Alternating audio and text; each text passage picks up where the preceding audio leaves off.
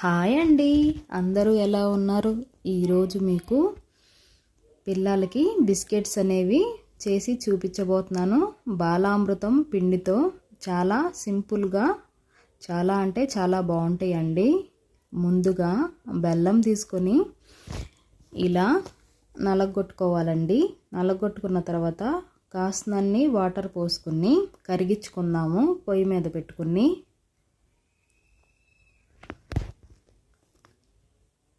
బెల్లం కరిగితే చాలండి, పాకమేమీ అవసరం లేదు.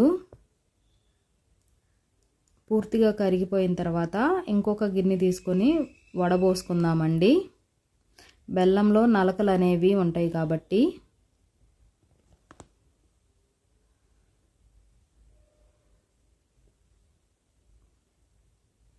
వడపోసుకున్న తర్వాత బాలామృతం పిండిని అనేది తీసుకుందాము.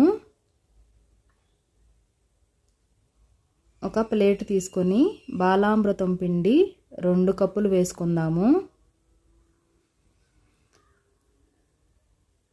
అందులోకి అరకప్పు గోధుమ పిండి కూడా వేసుకుందామండి.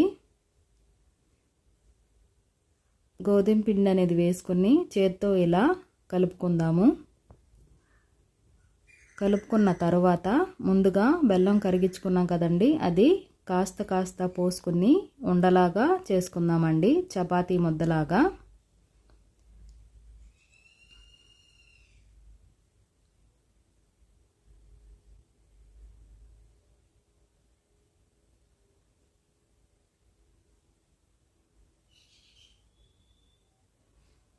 ఇలా చపాతీ ముద్దలాగా కలుపుకోవాలండి.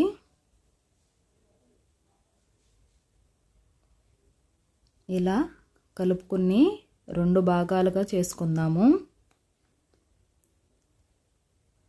2 భాగాలుగా చేసుకుని చపాతీలాగా ఒత్తుకుందామండి. కాస్తంత మందంగానే చేసుకుందాము బిస్కెట్స్ కోసం.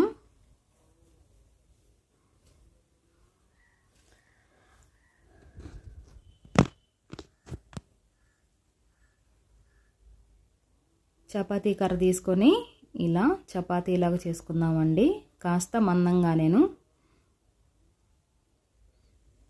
ఇంకో వైపుకి ఇప్పుడు ఏదన్నా చిన్న మూత తీసుకొని బిస్కెట్ సైజు ఆకారం కావాలి కాబట్టి నేనైతే ఇలా మూత తీసుకొని బిస్కెట్స్ అనేవి చేసుకుంటున్నాను. ఇలా చేసుకుని వేస్ట్ పిండిని ఇలా తీసేసుకుంటున్నానండి. చూశారు కదా బిస్కెట్స్ అనేవి ఎంత చక్కగా వచ్చినాయో.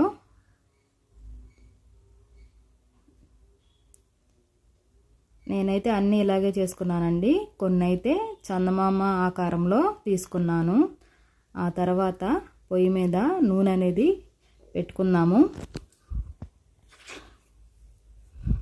ఆయిల్ అనేది వేడెక్కిన తర్వాత బిస్కెట్స్ అనేవి అందులో వేసేసుకుందాము. ఇదంతా గ్యాసు చిన్న మంట మీదే బిస్కెట్స్ అనేది కాల్చుకోవాలండి, లేదంటే లోపల అనేది కాలదు. ఇలా ఎర్రగా వచ్చిన తర్వాత రెండో వైపుకి బిస్కెట్స్ అనేవి ఇలా తిప్పుకోవాలి.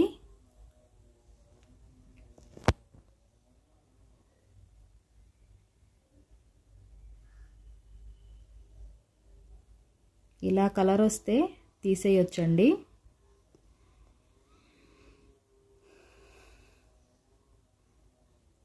అన్నిటినీ తీసేసుకుందాము.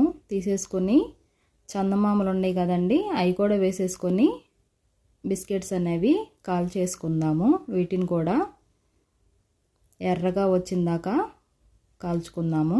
అంతేనండి, ఎంతో సింపుల్గా బాలామృతం బిస్కెట్స్ రెడీ అయిపోయినాయి. మీరు కూడా ఒకసారి ఈ బిస్కెట్స్ అనేవి రెడీ చేసుకోండి సింపుల్గా. నా వీడియో ఎలా అనిపించింది? నా వీడియో నచ్చితే లైక్ చేయండి, సబ్స్క్రైబ్ చేసుకోండి.